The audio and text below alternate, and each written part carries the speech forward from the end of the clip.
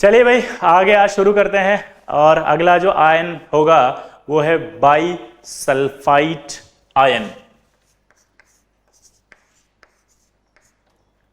By sulphide ion, ठीक है। By sulphide ion की बात करें तो सबसे अच्छी बात इसमें है all are soluble.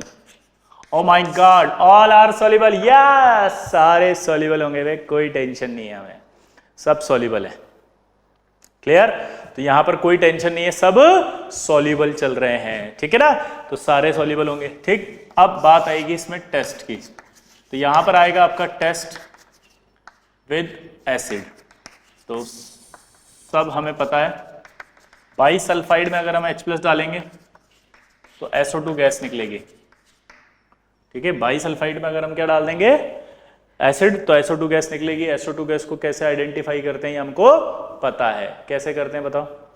Yes, lime water से पास करो मिल्की हो जाएगा, एक्सेस में पास करो तो डिसअपियर हो जाएगा। डाइक्रोमेट से पास करो SO2 को तो ऑरेंज हो जाएगा, ऑरेंज से ग्रीन, और अगर MnO4 में करो तो पर्पल से बोलो कलरलेस। याद है? ऐसे 5 ऑब्जर्वेशन थे इसके। अब जो इंपॉर्टेंट पार्ट है वो ये है कि ये टेस्ट बेस्ड ऑन प्रेसिपिटेट नहीं देता क्योंकि सब सॉल्युबल है। इसके टेस्ट बाइकार्बोनेट की तरह भी नहीं आते क्योंकि बाइकार्बोनेट में हमने कैसे पढ़ा था कि सर हीट कर लो, टूटेगा तो कार्बोनेट बनेगा और फिर टेस्ट आ जाएगा। यहां पर नहीं आते क्योंकि टूटने पर ये डिस्प्रोपोर्शनेट हो जाता है, और अगर ये डिस्प्रोपोर्शनेट हो गया तो 2 आयन बन जाएंगे, और 2 आयन बन गए तो फिर इसका पता नहीं लग पाएगा। समझ गई बात को? तो ये डिस्प्रोपोर्शनेट होकर के डिफरेंट आयंस बना सकता है। तो डिफरेंट आयंस बनेंगे तो फिर इसको आइडेंटिफाई करना मुश्किल हो जाता है, इसलिए इसका कोई टेस्ट नहीं आता पीपीटी का। सिर्फ एक टेस्ट इसका है और वो है टेस्ट विद H2O2। ये आपका सल्फाइड होता है और इस सल्फाइड के अंदर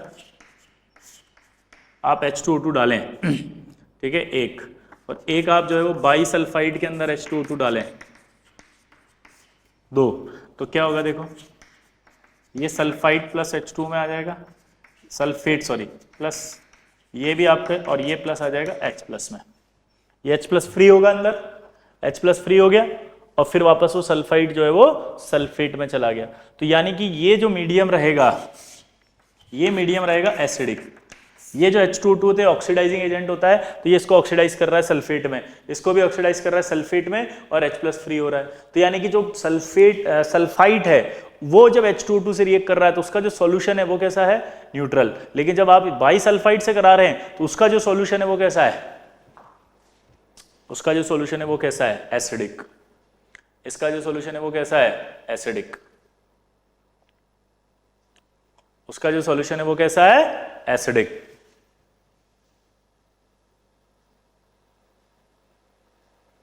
क्लियर? अब सवाल इसका एक ही टेस्ट है बस ये,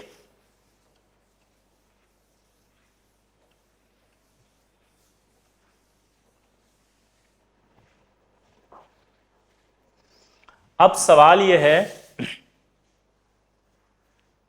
कि इनका जो है वो टेस्ट करना था, लेकिन एक सवाल अभी भी मेरे मन में कि जब CO2 भी आपके लाइम वाटर से पास करते हैं और SO2 भी पास करते हैं तो हमें कैसे पता चलेगा?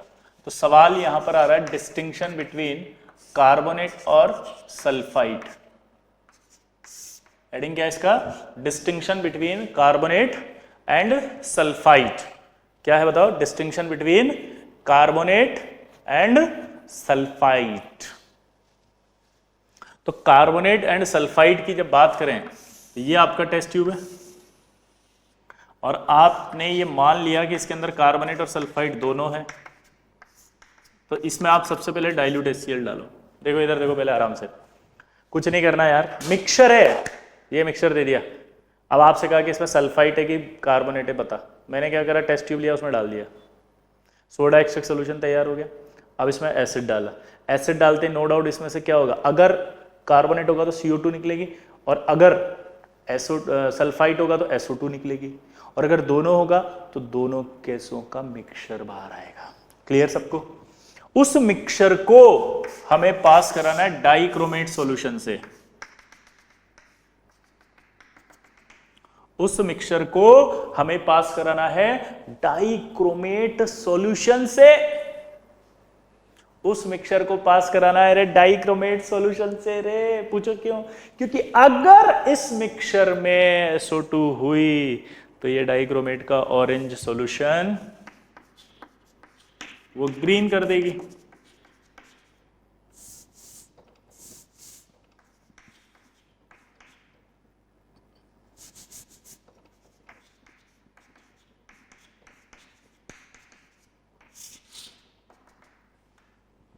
ये ठीक है, तो यहां से बाहर निकली है CO2, यहां से अगर ये होगा तो बाहर निकली SO2। CO2 रेडॉक्स नहीं देती है, हमने पढ़ा था। ये इसका सॉल्यूशन क्या है? ऑरेंज, और इसका क्या है? ग्रीन। ध्यान देना इधर, ये आपका कार्बोनेट है, ये आपका सल्फाइट है। जैसे आपने एसिड डाला डाइल्यूट HCl, ये एसिड डालते इसमें से बाहर निकली CO2 और इसमें से बाहर निकली SO2। क्लियर? तो यहां से बाहर निकली आपके CO2, यहां से बाहर निकली आपकी SO2। तो ये जो मिक्सचर है, इस मिक्सचर ने इसको, अगर मिक्सचर में SO2 हुई तो इस मिक्सचर में जो SO2 है उसने इस ऑरेंज को ग्रीन कर दिया। यानी अगर ऑरेंज से ग्रीन हो गया तो आप बोलोगे SO2 है, और अगर SO2 है तो सल्फाइट है। क्लियर? अब क्या करते हैं इसको? बॉइल। बॉइल करने से क्या होगा कि जो हमारी ये CO2 थी ये तो डिसॉल्व फॉर्म में पड़ गई थी अंदर पानी में, ये कुछ रिएक्ट तो कर नहीं रही, पर ये इसमें डिसॉल्व हुई पड़ी हुई है। अब हमने जब बॉइल किया तो जो CO2 डिसॉल्व है वो निकलती है, और उसको निकलने के बाद लाइम वाटर से पास करते हैं। कहा? लाइम वाटर से पास किया जाता है। क्या बोला? जल्दी बताओ। लाइम वाटर से पास किया जाता है। क्लियर? तो ये लाइम वाटर से पास किया जा रहा है। जैसे ही लाइम वाटर से पास किया, और अगर ये लाइम वाटर भी आपका क्या हो गया? मिल्की, तो हम क्लियरली समझ गए यहां पे क्या कि, क्या समझ गए कि ये लाइम वाटर के अंदर मिल्की हो गया, इसका मतलब CO2 भी थी। ठीक है? इस प्रोसेस को उल्टा नहीं कर सकते आप, मतलब लाइम वाटर में से पहले पास करेंगे और बाद में डाइक्रोमेट से पास करेंगे, ये आप उल्टा प्रोसेस नहीं कर सकते। ये उल्टा प्रोसेस क्यों नहीं कर सकते? सोचो। क्योंकि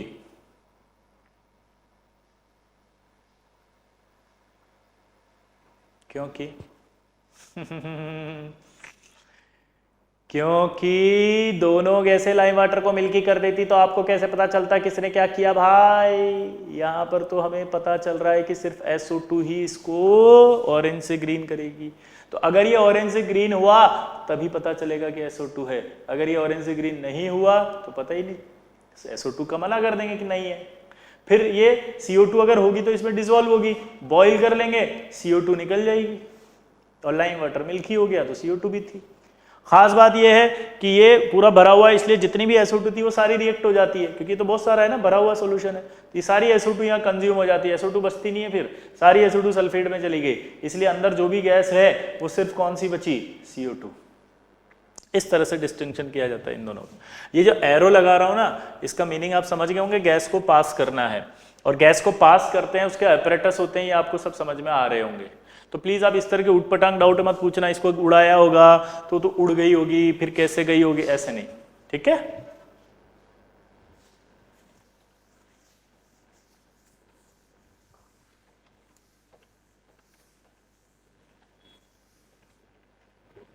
अगला, डिस्टिंक्शन बिटवीन सल्फाइड और bisulphide.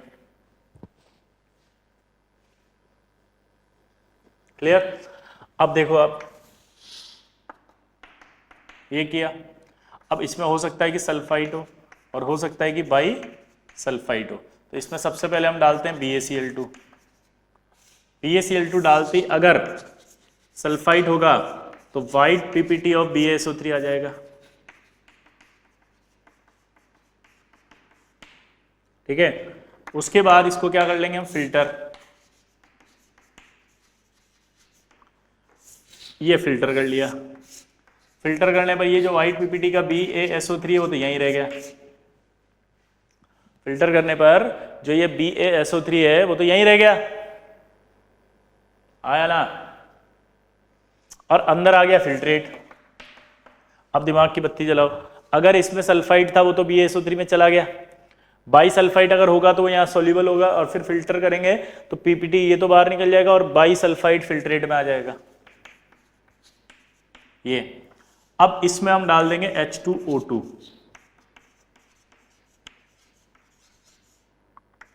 If blue litmus turns red, it means if blue litmus turns red, it means बोलो bisulfite is present। blue litmus turns red, it means बोलो bisulfite is present। bisulfite is present। Clear सबको? तो यहां देखो आप H2O2 is added तो blue litmus turns red, it means bisulfite is present। तो ये बाईसल्फाइड का भी कंफर्म हो गया। क्लियर? बहुत आसान है। दोबारा देखो, सल्फाइड और बाईसल्फाइड थे, दोनों डाल दिए टेस्ट ट्यूब में, पानी डाल दिया और ऊपर से डाला BaCl2। अगर BaCl2 डालने पर ये आपके सॉल्युबल, ये आपका होगा अगर सल्फाइड तो वो प्रेसिपिटेट दे देगा। अगर ये सल्फाइड है उसने प्रेसिपिटेट दे दिया, ठीक है, ये सल्फाइड है पीपीटी आ गया तो सल्फाइड पीपीटी आती कह देंगे सल्फाइड है, फिर फिल्टर कर लिया, फिल्टर करके बाईसल्फाइड अंदर आ गया होगा, वो तो सॉल्युबल है। अब ये अगर है तो उसमें H2O2 डाल दो। H2O2 डालने पर अभी बताया था कि सल्फाइड ऑक्सीडाइज होकर के सल्फेट में आ जाएगा और H+ फ्री हो जाएगा, और अगर H+ फ्री हो गया तो एसिडिक हो जाएगा मीडियम, और मीडियम एसिडिक अगर होगा तो वो ब्लू लिटमस को रेड लिटमस में कन्वर्ट कर देगा। क्या बोला जल्दी बताओ? वो ब्लू लिटमस, बोलो रेड लिटमस को, sorry blue litmus red litmus में कन्वर्ट हो जाएगा एसिडिक मीडियम में। तो ये पता चल जाएगा। ठीक है, नोट करो इसको।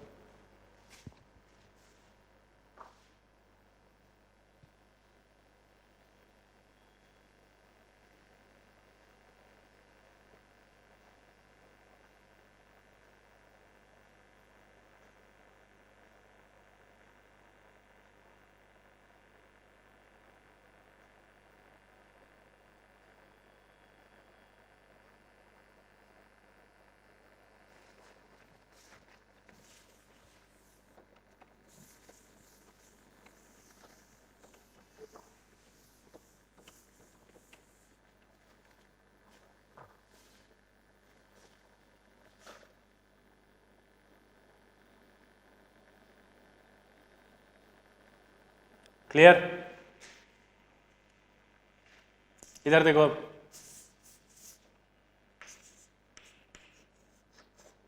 Sulphide,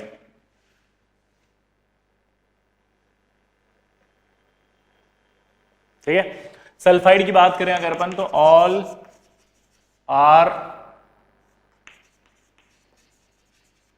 insoluble except first A, second A and ammonium sulphide. सारे के सारे इनसॉल्युबल है, ऑल आर इनसॉल्युबल है except first A, second A and ammonium sulphide. तो first A, second A and ammonium sulphide, ये तीन ऐसे होते हैं जो क्या होते हैं? इनसॉल्युबल। सॉरी, तीनों क्या होते हैं? सॉल्युबल, बाकी सारे क्या होते हैं? इनसॉल्युबल। पहला टेस्ट विद एसिड,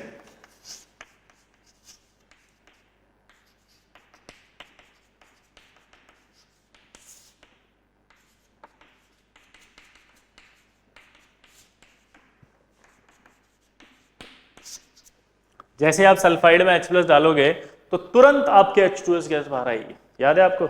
जैसे हमने एसिड डाला तो एसिड डालते आपके कौन सी गैस बाहर निकलती है? H2S। और H2S जो निकली उसका रोटेन एग स्मेल होता है। H2S जो निकली उसकी रोटेन एग स्मेल होती है।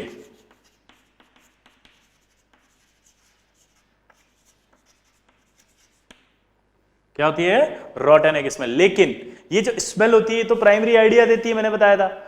इससे थोड़ी पता चला आपको कि ये है। मान लो बाहर कोई सड़ा हुआ अंडा फेंक गया, उसी की स्मेल आने लग गई, तो बाहर कोई सड़ा हुआ अंडा ही फेंक गया, उसी की स्मेल आ गई, तो कैसे कहोगे आप? विजिबल चेंज चाहिए। तो इसका टेस्ट इस गैस में क्या करती है, ध्यान से देखना, ये लेड एसीटेट और कैडमियम एसीटेट का जो पेपर होता है,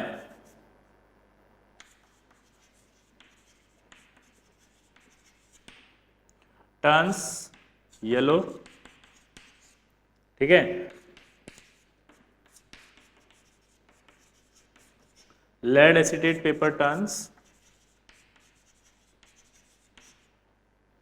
black,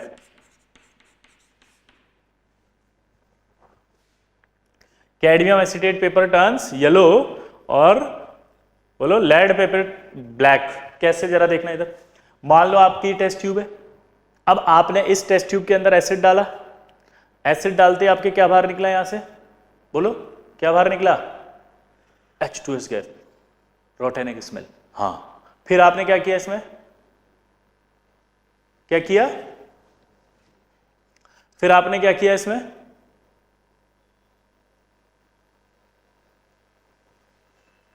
ये पेपर लेकर आए, इसको लेड एसीटेट यानी कि एक फिल्टर पेपर है, उसको लेड एसीटेट के सॉल्यूशन में डुबो दिया और उसके सामने लिया है, तो H2S आई और टकराई, टकराई तो क्या हो गया, लेड एसीटेट का पेपर है अगर है तो यहाँ ब्लैक हो जाएगा, ठीक है, और अगर कैडमियम एसीटेट का है तो ये येलो हो जाएगा, yellow.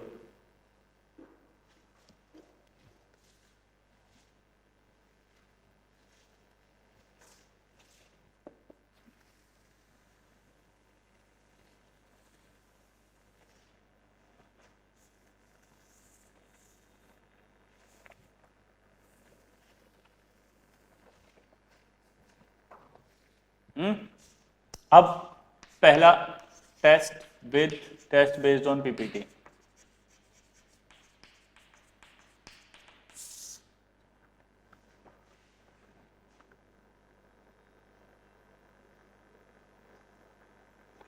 Test based on PPT.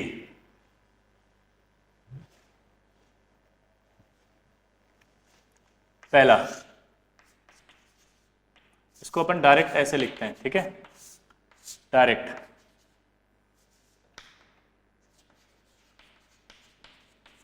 AgNO3 से कराएंगे तो डायरेक्ट आपका Ag2S का ब्लैक पीपीटी लगेगा। अगर हम लेड नाइट्रेट से कराएंगे तो डायरेक्ट PbS का ब्लैक पीपीटी लगेगा। अगर हम कैडमियम एसीटेट का लगाएंगे डायरेक्ट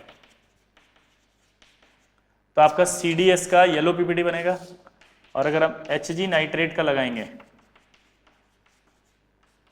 तो डायरेक्ट HgS का पीपीटी बनेगा। ये आपका होता है ब्लैक पीपीटी, ये भी होता है आपका ब्लैक प्रेसिपिटेट, ये होता है आपका येलो पीपीटी, ये होता है ब्लैक प्रेसिपिटेट। ये तीनों सल्फाइड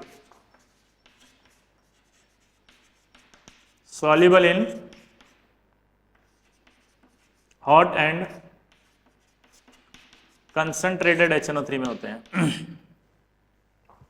ये तीनों के तीनों soluble in hot and concentrated HNO3 में सॉल्युबल हो जाते हैं, तीनों के तीनों, ठीक है, और ये इनसॉल्युबल होता है।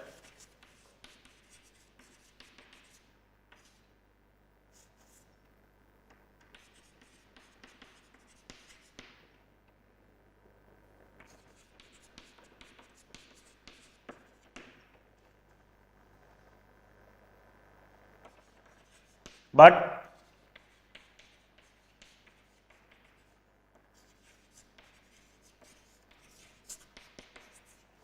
soluble in aquaresia, soluble in aquaresia। अब ये एक्वारेजिया क्या होता है, ये मैंने आपको रिडॉक्स के अंदर बताया था, याद हो तो।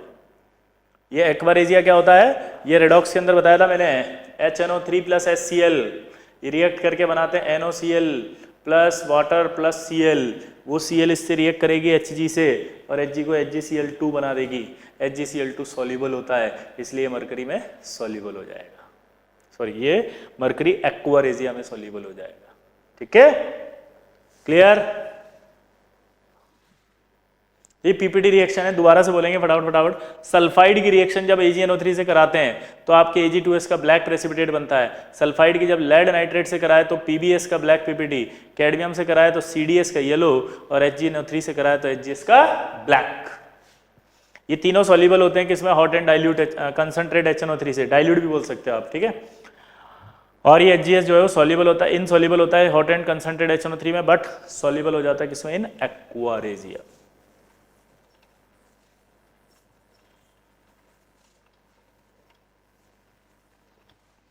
अब ये जो पीपीटी रिएक्शन है ना, इसमें एक नोट हमें लिखना पड़ेगा। देखो नोट क्या है कि सल्फाइड सॉल्ट्स ऑफ, क्या बोला मैंने? Sulphide salts of chromium, aluminium and magnesium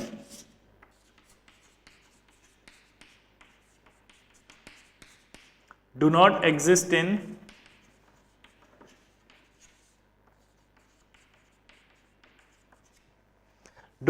exist in their aqueous solution। इनके सल्फाइड सॉल्ट्स कभी भी अपने एक्वस सॉल्यूशन में एग्जिस्ट नहीं करते। मतलब अगर आपने क्रोमियम +3 की रिएक्शन सल्फाइड से करा दी और आपने Cr2S3 बना दिया, ठीक है, Cr+3 की रिएक्शन सल्फाइड से करा दी और क्या बना दिया? Cr2S3 बना दिया, तो ये एक्वस सॉल्यूशन में एग्जिस्ट नहीं करेगा, बिकॉज ये हाइड्रोलाइज्ड हो जाएगा तुरंत, और ये हाइड्रोलाइज हो जाएगा और अपना कॉरस्पॉन्डिंग हाइड्रोक्साइड बना देगा। तो आपको क्या लगेगा पता है? आपको ये लगेगा यार कि मैंने रिएक्शन कराई थी क्रोमियम +3 की सल्फाइड से, ध्यान सुनना, और प्रोडक्ट में आंसर में टिक किया हुआ है किसमें? हाइड्रोक्साइड में। प्रोडक्ट में आंसर में टिक किया किसमें? हाइड्रोक्साइड में। प्रोडक्ट में जो आंसर में टिक किया हुआ है वो किसमें टिक किया हुआ है? उसने हाइड्रोक्साइड्स में।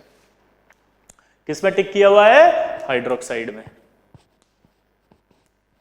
तो सवाल आएगा ना मन में कि साला सल्फाइड से रिएक्ट करके हाइड्रोक्साइड थोड़ी बनता है, तो आपको आएगा सवाल का आंसर आएगा, क्या आएगा कि भैया जो एल्यूमिनियम है और जो क्रोमियम है और जो मैग्नीशियम है वो अगर सल्फाइड से रिएक्ट करें और एक्वस सॉल्यूशन में आए तो एक्वस सॉल्यूशन में ये क्या हो जाते हैं?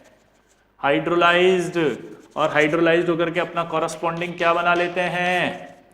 हाइड्रोक्साइड। क्या बना लेते हैं? हाइड्रोक्साइड।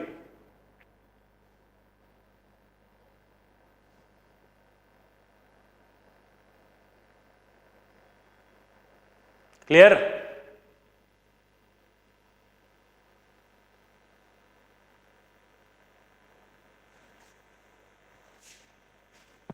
क्लियर?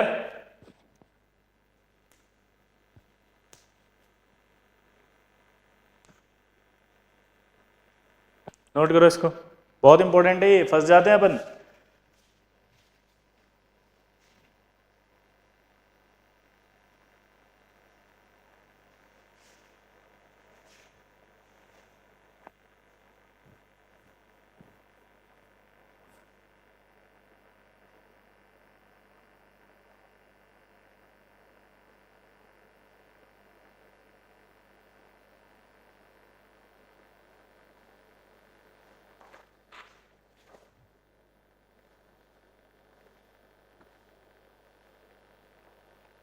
हो गया?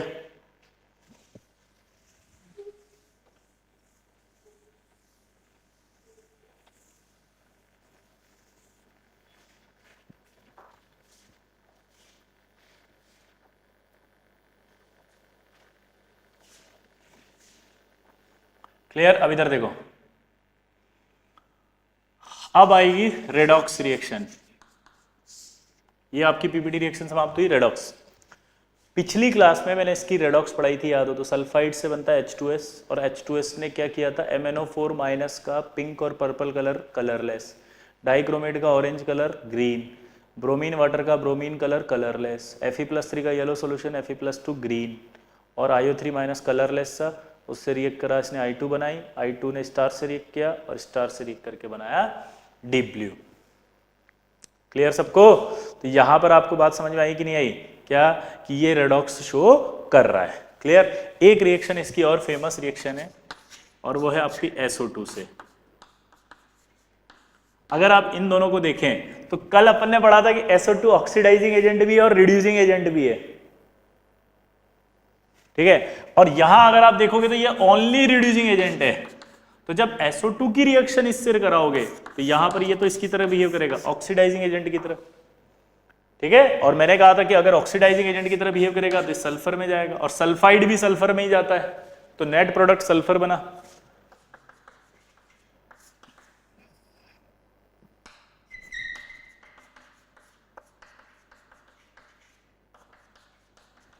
यहां पर ये सल्फर जो होता है वो व्हाइट या येलो टर्बिडिटी भी लिख सकते हो और पीपीटी भी लिख सकते हो। आप व्हाइट या येलो टर्बिडिटी भी लिख सकते हो और पीपीटी भी लिख सकते हो। क्या बोला जल्दी बताओ?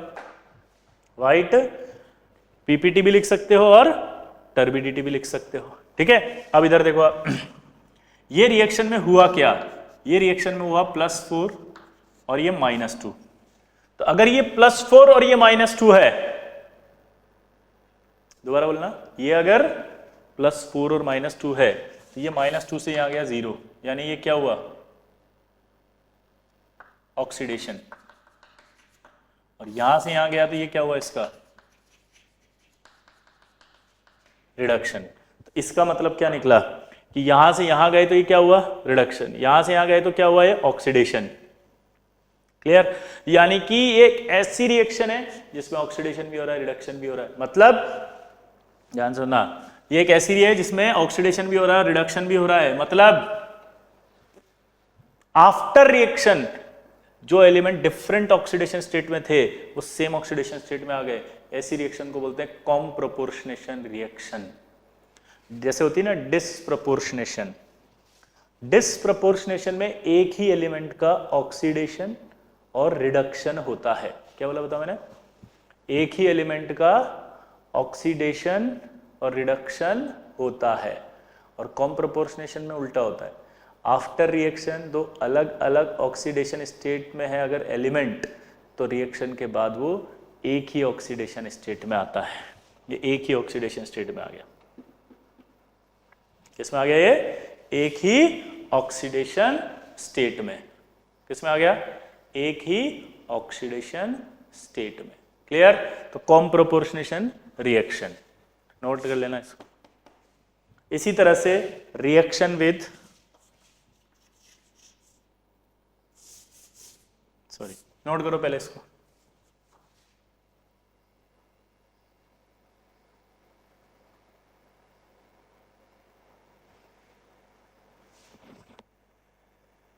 क्लियर। इसी तरह से आपसे पूछेगा कि रिएक्शन विद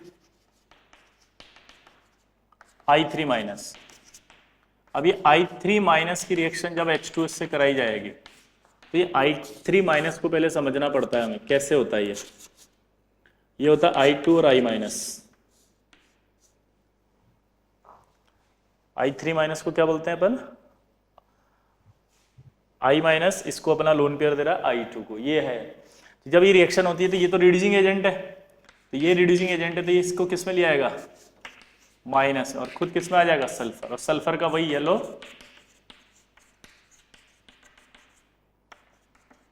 व्हाइट पीपीटी बन जाएगा। तो यहां पर भी वही रिड्यूसिंग, इसने इसको क्या किया? रिड्यूस, और खुद क्या हो गया? ऑक्सीडाइज।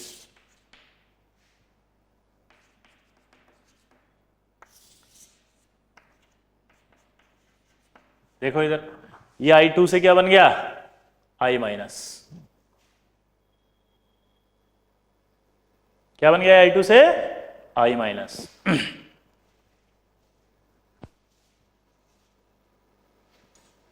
ये रेडॉक्स रिएक्शन हो गई इसकी खत्म। ठीक।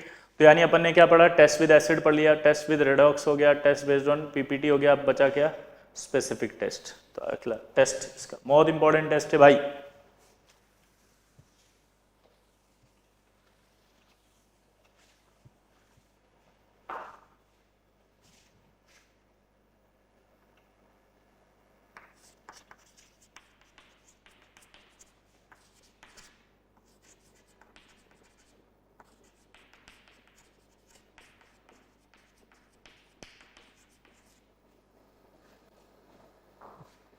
Test with sodium nitroprusside.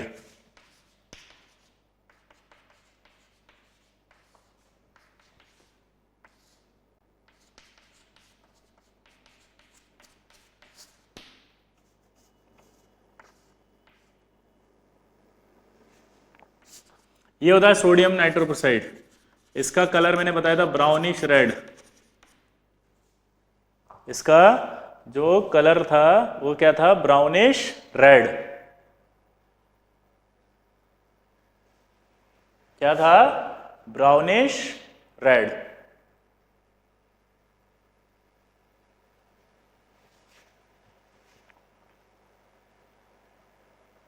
Clear? अब देखो इधर, जब हम यहां पर क्या ले रहे हैं, ये ध्यान से सुनना। क्या लिया अपन ने? ये आपने लिया टेस्ट ट्यूब। इस टेस्ट ट्यूब के अंदर जो है वो क्या है? इस टेस्ट ट्यूब के अंदर है सल्फाइड आयन। आपको बोला सिंगल स्टेप। क्या बोला उसने?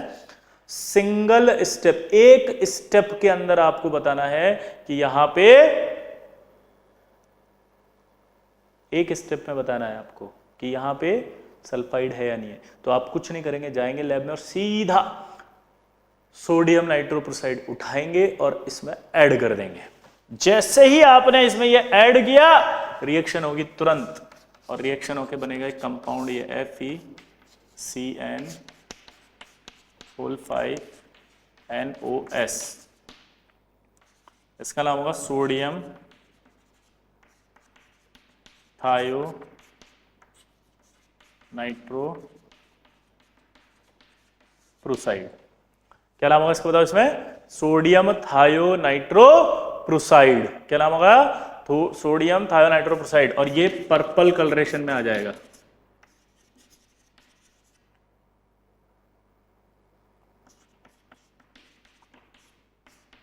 पर्पल कलरेशन या वॉयलेट कलरेशन भी बोल देते हैं, लेकिन आप पर्पल ध्यान रखना, ठीक है? पर्पल या वॉयलेट कलरेशन में आ जाएगा, ठीक? तो ये आपका पर्पल या वॉयलेट कलरेशन में आती, खट से आप बोल दोगे कि सल्फाइड। सिंगल स्टेप टेस्ट है, कोई दिक्कत नहीं है, इसीलिए इसका नाम है स्पेसिफिक टेस्ट। कोई कंफ्यूजन नहीं आएगा, तुरंत टेस्ट हो गया, ठीक है? अब चूंकि ये सल्फाइड का स्पेसिफिक टेस्ट है, तो आपसे एक सवाल पूछेगा कि अगर सोडियम नाइट्रोप्रोसाइड सॉल्यूशन में से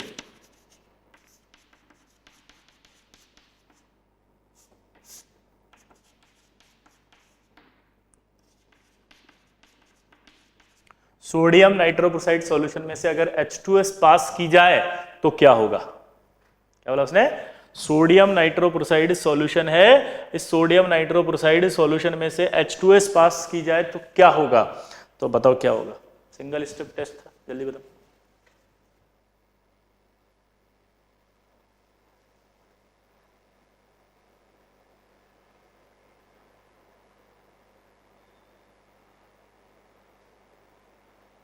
कुछ नहीं होगा, नो चेंज। पूछो क्यों? क्योंकि H2S एक वीक एसिड होती है। वीक एसिड होगी तो सल्फाइड की कंसंट्रेशन कम होगी। सल्फाइड की कंसंट्रेशन अगर कम होगी, दिमाग लगाना, तो हर एक स्पेसिफिक टेस्ट के लिए कंसंट्रेशन सफिशिएंट होना जरूरी होता है। दोबारा से बोलना, हर एक स्पेसिफिक टेस्ट के लिए आयन की कंसंट्रेशन सफिशिएंट होना जरूरी होता है। तो ये टेस्ट नहीं आएगा। कब कब नहीं आया बताओ? एसिडिक ले लो तो और नहीं आएगा साला। एसिडिक में तो इसकी कंसंट्रेशन और कम हो जाएगी कॉमन आयन इफेक्ट से। एसिडिक और न्यूट्रल में तो कोई टेस्ट नहीं आएगा। लेकिन अगर इसी H2S को आपने नीचे देखो बेसिक सॉल्यूशन कर दिया, मीडियम बेसिक, तो पर्पल कलर आ जाएगा। मीडियम अगर बेसिक कर दिया तो क्या आ जाएगा? पर्पल कलर तुरंत, ठीक है? इंपॉर्टेंट टेस्ट है, बहुत पूछा जाता है, कई बार आता है, अलग अलग तरह से कुछ भी पूछ लेता है वो, ठीक है? तो इसको अच्छे से याद करेंगे आप ढंग से। क्लियर? अगला टेस्ट, इसमें बेवकूफ बनाएगा वो आपको, इसमें बेवकूफ मत बनना। H2S सल्फाइड का टेस्ट है, लेकिन H2S नहीं दे रही है। H2S बेसिक मीडियम में ही दे पा रही है ये टेस्ट, क्योंकि कंसंट्रेशन बढ़ जाएगी उसकी।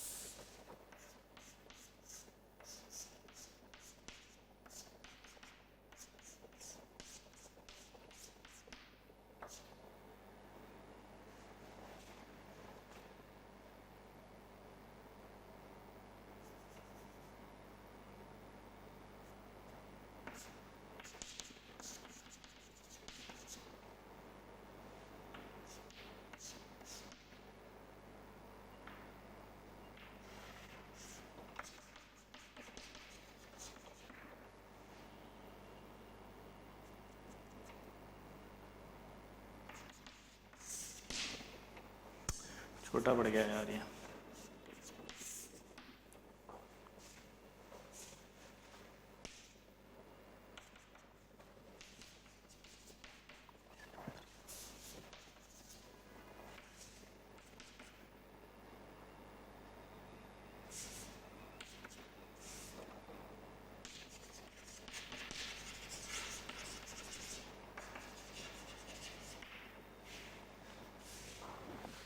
नोट करो इसको। यहां पर क्या होता है कि N N di methyl phenyl diamine है, ये एन एन मिथाइल हो गया, एन एन डाई मिथाइल, ये फिनाइल हो गया, डाइअमाइन हो गया। तो ये एन, ये दो मॉलिक्यूल लिए मैंने ऐसे, क्योंकि दो मॉलिक्यूल हैं ये। क्या बोला जल्दी बताओ? दो मॉलिक्यूल हैं। तो इन दोनों मॉलिक्यूल को जैसे ही आपने डाला, ठीक है ना, ये आपका N N diphenyl, N N di methyl phenyl diamine लिया हुआ है, और जैसे ही आपने इसको इसमें डाला तो डालते ही आपने उसके अंदर फिर FeCl3 डाल दिया। अब FeCl3 डालते ही, ठीक है, आपके पास एक मिथाइलिन ब्लू कलर का इंडिकेटर बन जाता है, ये सॉरी डाई है, ब्लू कलर की डाई बन जाती है, वाटर सोल्यूबल डाई स्टफ। इसको क्या बोला जाता है? ऐसे water soluble die stuff, methylene blue. क्या है ये? Water soluble die stuff. क्या है?